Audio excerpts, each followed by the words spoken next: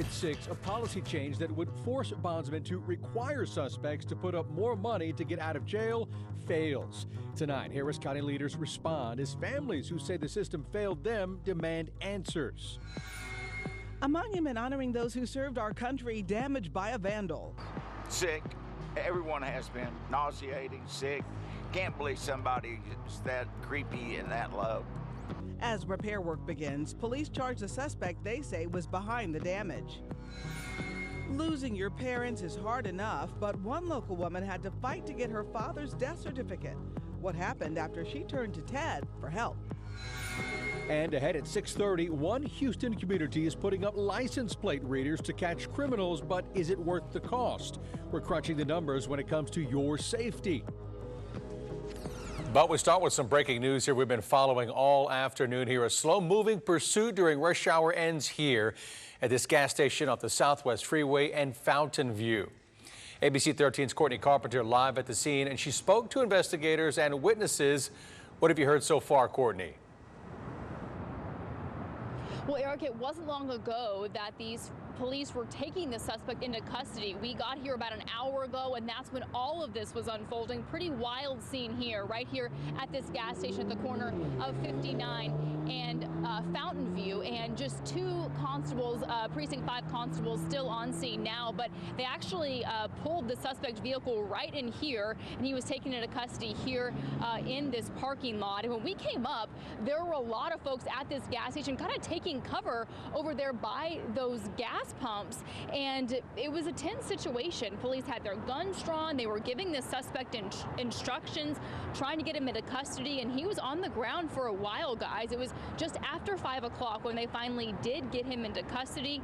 Josh, a tow truck driver who was here when this was all unfolding, says he is just glad this all ended peacefully.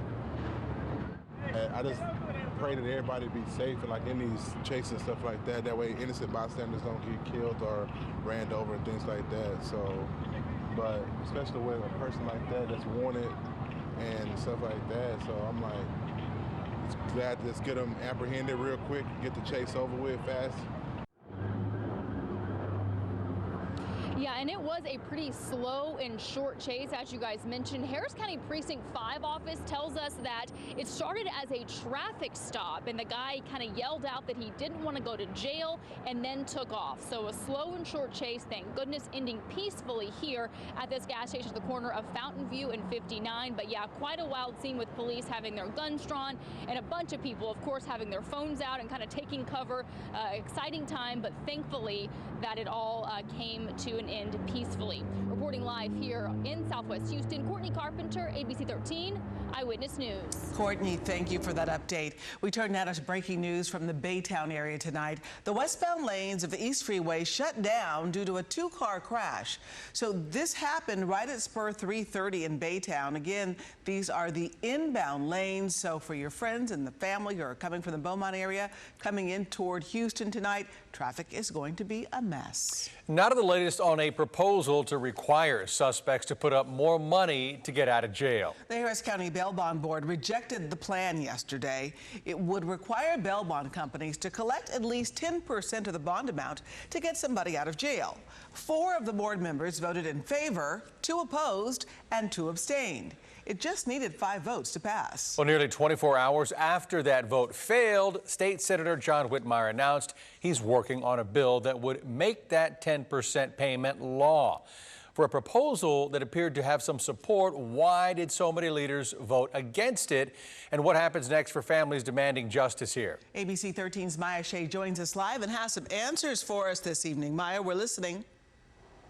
Yeah, it seems like a confluence of circumstances caused this measure to fail yesterday because the vote was 4-4, including Judge Elaine Marshall told us late this afternoon she would have voted in favor, but she had a family emergency and had to leave. So supporters say they're not giving up. They'll try it again next month.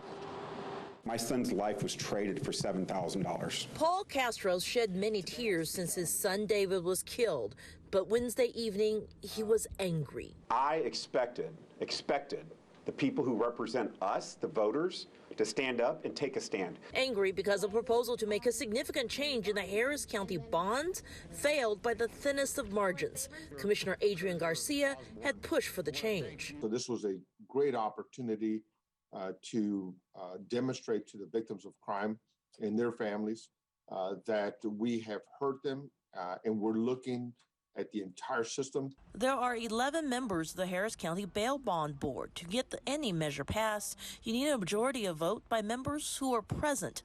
On Wednesday, 3 people were absent, 4 people representing the county judge, the sheriff, the treasurer, and district clerk voted yes. Defense attorney Representative Troy McKinney and bail bonds rep Mario Garza voted no, while Judge Angela Rodriguez and a rep for District Attorney Kim Ogg abstained. Their abstention meant the measure would fail. 4-4. If the measure had passed, it would have required Harris County bonding companies to collect at least 10% of the bond amount and present proof of that payment to the sheriff's department for anyone charged with violent crimes before they can be released. That includes murder, sex assault, aggravated robbery. District Attorney Kim Ogg, though, says her office abstained because she wasn't sure it would pass legal muster. But yesterday's proposal is simply not in a form that gave us confidence that it would be enforceable. In fact, I was concerned that it would give people a false sense of security. Judge Rodriguez did not return our calls asking why she also abstained. But we expect board members who supported the effort to try it all again next month. In Houston, Maya Shea, ABC 13, Eyewitness News. And we've been covering the bond issue for a while now, and it's important to know how bail bond works. Yes, now once the judge sets bail, a defendant's family can put up some of that money for them to get out. And that's where bondsmen come in. Usually, the defendant's family needs to put up 10% of the bond before a bondsman can then pay the full bond to get the defendant out. For example, if a judge sets a $100,000 bond, the defendant's family needs to put $10,000 up to get that suspect out. And according to Sheriff Gonzalez here, a small number of bonding companies are accepting as low as 2%, which would be, of course, $2,000 of a $100,000 bond. We have this full breakdown on ABC13.com and our news app. Let's get to this now. A live look. It is a live look across Houston here, but we're in for a temperature drop tomorrow. I made the most of today, Eric, I have to tell you. We want to help you plan your Friday, so we want to get an update now from our chief forecaster, David Tillman. David? Yeah, it's going to look and feel a whole lot different by this time tomorrow, guys. That sunshine will be gone. It'll be cloudy. There'll be rain around. Right now, the temperatures are in the upper 60s at 67 degrees. By tomorrow at this time, we're going to be at 43 degrees. Those winds will be gusting to more than 30 miles per hour, meaning it'll be raining sideways out there, and temperatures will continue to fall as we get into tomorrow evening. Here's our tempcast showing the front coming in, passing through late tomorrow morning. After it passes, temperatures will go from the upper 50s and low 60s down into the upper 30s by tomorrow evening.